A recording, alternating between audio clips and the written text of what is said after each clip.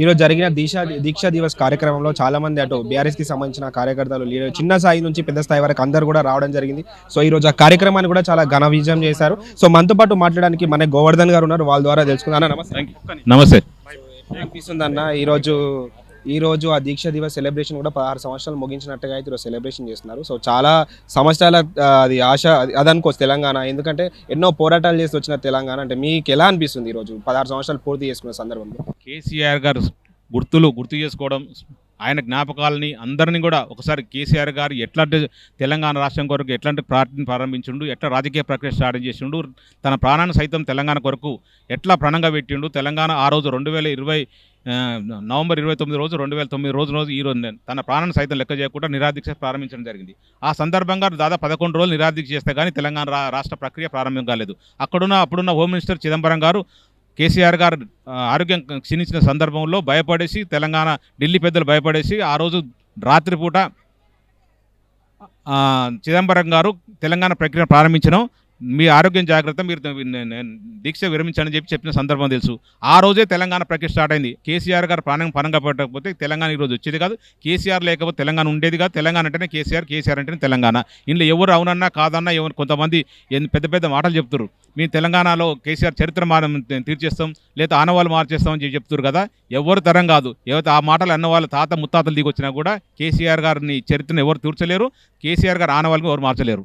ఎందుకంటే అప్పుడు చూసినట్టయితే తనతో పాటు ఎవరు కూడా ఎక్కువగా లేకపోవడం అనేది కూడా చాలా టాస్క్ అనొచ్చు. ఎందుకంటే ఒక సపరేట్ ఒక సింగిల్ పర్సన్ చేయడం అనేది కూడా చాలా ఆ టైంలో అయితే సంచలనం సృష్టించింది. సో దాని తర్వాత ఇదంతా కూడా జనాభా అంతా కూడా గుమిగూడడం, తనకు సపోర్ట్ చేయడం ఇదంతా కూడా జరిగింది. సో అప్పటితో పోల్చుకుంటే ఇప్పుడు చాలా వరకు ఉంది. అండ్ ఇప్పుడు మనం తెలంగాణ ప్రజెంట్ చూసినట్టయితే రాజకీయంగా చూసుకున్నా కూడా చాలా వేరియేషన్స్ వస్తున్నాయి, వ్యతిరేకత కూడా చాలా వస్తుంది. దీని వెనకాల ఏముంది అనుకోవచ్చు?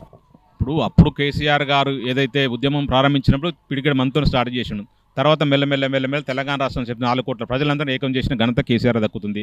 వంట వార్పు, మిలియన్ మార్చు, సాగరహారం ఇట్లాంటి ఎన్నో ఉనీతున్న కార్యక్రమాలు తీసుకొని తెలంగాణ మొత్తం జనాలందరినీ జాగృతం చేసిన ఘనత కేసీఆర్ దక్కుతుంది. ఉద్యోగ సంఘాలను కూడా ఏకం చేసి జేఏసీ పెట్టడం జరిగింది. కుల సంఘాలు జేఏసీ పెట్టడం జరిగింది. అనేక సంబంధించిన జాతులందరినీ ఏకం చేసేసి ఏకీకృతం చేసేసి తెలంగాణ రావడానికి సిద్ధం చేసిన ఘనత కేసీఆర్ దక్కుతుంది. దాని పుణ్యమే కదా ఈరోజు తెలంగాణ వచ్చింది. కేసీఆర్ లేకపోతే ఇంతమంది ఒకటే ఐటీలో చాలామంది చెన్నారెడ్డి లాంటి వాళ్ళు చాలామంది పెద్ద పెద్ద నాయకులు చాలామంది ప్రయత్నం చేశారు. కానీ ఎవరు కూడా సక్సెస్ కాలేదు. కేసీఆర్ సక్సెస్ అయ్యాడు. కేసీఆర్ గారు ముందు జాగ్రత్త, కేసీఆర్ గారు ముందు చూపుతోటి ఈరోజు తెలంగాణ రాష్ట్రం వచ్చింది. కేసీఆర్ లేకపోతే తెలంగాణ రాష్ట్రం వచ్చేదే కాదు. ఎవరిని చెప్పినా చెప్పకపోయినా ఇది వాస్తవం. ఇప్పుడు కొంతమంది ఒప్పుకోకపోయినా కూడా అది వాస్తవం. కాంగ్రెస్ పార్టీ ఎన్ని కథలు చెప్పినా కూడా గతంలో కూడా కాంగ్రెస్ పార్టీ ఉంది. కాంగ్రెస్ పార్టీ ఏది ఇప్పుడు రేవంత్ రెడ్డి గారు సోనియా గాంధీని బలిదేవత అని చెప్పిన సందర్భం మనకు తెలిసిన విషయం. ఇప్పుడు సోనియా గాంధీ ప్రతి నిమిషం సోనియా గాంధీ జపం చేస్తుండు.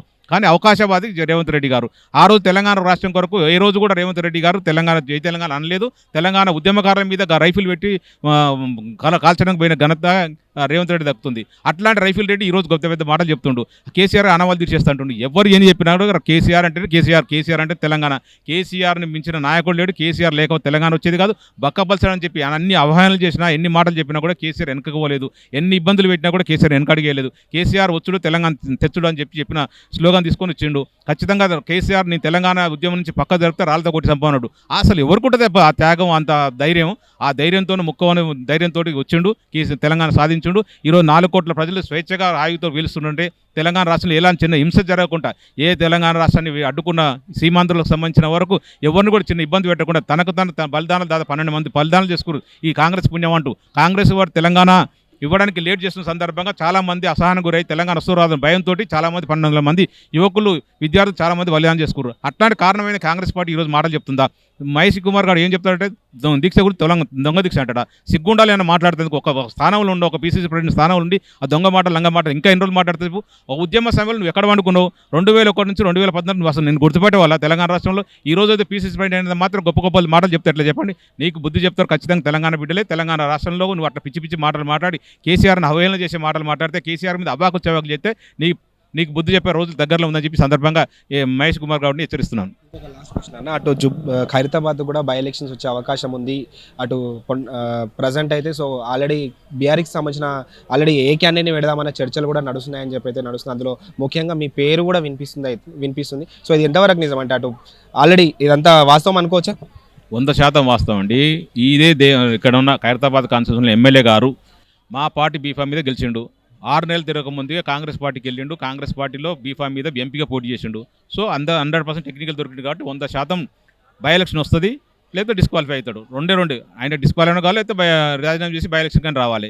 దమ్ములు ఏమంటుంది, భయపడుతున్నట్టు నాగేంద్ర గారు. లేకపోతే ఈ పార్టీ రాజీనామా చేసి ఎలక్షన్లు రావాలి. నిజమైన నాయకుడు అయితే, నిజమైన ప్రజల మీద నమ్మకం ఉంటే, నిజంగా ఖైరతాబాద్ కాన్సర్ ప్రజలకు సేవ చేసి ఉంటే, ప్రజలు నీకు ఆయనకు సపోర్ట్గా ఉంటే రాజీనామా చేసి ఎలక్షన్ రావాలి. రావట్లేదు, భయపడుతున్నట్టు కనిపిస్తుంది అందరూ సిచ్యువేషన్ చూస్తుంటే. ఇంకోటి కంపల్సరీ ఖైరతాబాద్ కాన్స్టిట్యూన్సీలో 100% కేసీఆర్ గారు నాకు టికెట్ ఇస్తారని నమ్ముతున్నాను. ఆల్రెడీ పిలిచి చెప్పడం జరిగింది, కేటీఆర్ గారు పిలిచి చెప్పడం జరిగింది. ఆల్రెడీ వర్క్ స్టార్ట్ చేసినాం, ఆల్రెడీ బూత్ కమిటీలు ఇస్తున్నాము, ఆల్రెడీ ముఖ్య నాయకులు సమావేశం పెట్టడానికి డేట్ కూడా కేటీఆర్ అనడం. కేటీఆర్ తొందరలో డేట్ చెప్తున్నాడు.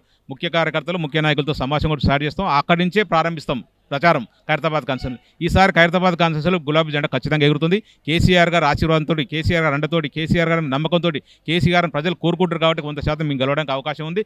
ఈసారి ఖైరతాబాద్ కాన్స్టిట్యూన్సీలో బీఆర్ఎస్ పార్టీ జెండా ఎగరడం, గులాబీ జెండా ఎగరడం గ్యారంటీ. ఖైరతాబాద్ అడ్డా కేసీఆర్ అడ్డా, అది ఎవరు మార్చలేరు. మా కార్యకర్తల పుణ్యం అంటూ ఆయన దాన నాగేంద్ర గెలిచిండు. మా కార్యకర్తల కష్టంతో, ఉద్యమకారుల కష్టంతో, ఉద్యమకారుల ఫలితంగానే ఆయన గెలిచిండు. మా పార్టీతో 2 సార్లు ఎమ్మెల్యే అయ్యిండు. సిగ్గుశరం ఉండాలి. నిజంగా కూడా పార్టీ మారినందుకు సిగ్గుతో తల ఉంచుకొని ముక్కు నేలకు రాసి రాజీనామా చేసి మరొకసారి పోటీ చేయండి, లేకపోతే పారిపోండి. అంతే తప్ప ఇట్లాంటి చిల్లర కథలు చేయకుండా నేను పార్టీ మారలేదని చెప్పేసి ఏదో కొత్త మంది చెప్తారు కదా, అవన్నీ ఖచ్చితంగా మారిండు. బీఫామ్ మీద చేసిండు, టెక్నికల్ దొరికిండు. ఎవరు ఏం అవునా కాదని ఆయన రాజీనామా చేయాల్సిందే, లేకపోతే డిస్కవరీ కావాల్సిందే. ఖచ్చితంగా రాబోయే రోజుల్లో ఖైరతాబాద్ కాన్స్టిట్యూన్సీ ఎలక్షన్ వస్తే ఎలక్షన్లో గులాబీ జెండా కంపల్సరీ ఎగురుతుంది. కేసీఆర్ గారికి ఇక్కడి నుంచే జైత్రయాత్ర స్టార్ట్ అవుతుంది. ఈ గెలుపుతోనే తెలంగాణ రాష్ట్రంలో మొత్తం మలుపు తిరుగుతుంది. వచ్చే రాబోయే ఎలక్షన్లు 2028 ఎలక్షన్లో ఖచ్చితంగా 80-100 సీట్లు గెలుస్తుంది. 3వ ముఖ్యమంత్రి కేసీఆర్ అవుతాడు. అది తథ్యమని చెప్పి సందర్భంగా తెలియజేస్తున్నాను. చూసారు కదా. సో ఆల్రెడీ మన గోవర్ధన్ గారు కూడా క్లియర్గా అయితే చెప్పడం జరిగింది. రానున్న రోజుల్లో ఖచ్చితంగా అటు పోటీ చేసే అవకాశం ఉంది. ఖచ్చితంగా బై ఎలక్షన్స్ వస్తే కనుక ఖచ్చితంగా ఆల్రెడీ చర్చలు నడుస్తున్నాయి, నాకే టికెట్ ఖరారు అవుతుందని చెప్పి కూడా తనైతే చెప్పడం జరిగింది. కెమెరామెన్ మురళితో భరత్, స్టూడియో 18 న్యూస్, హైదరాబాద్.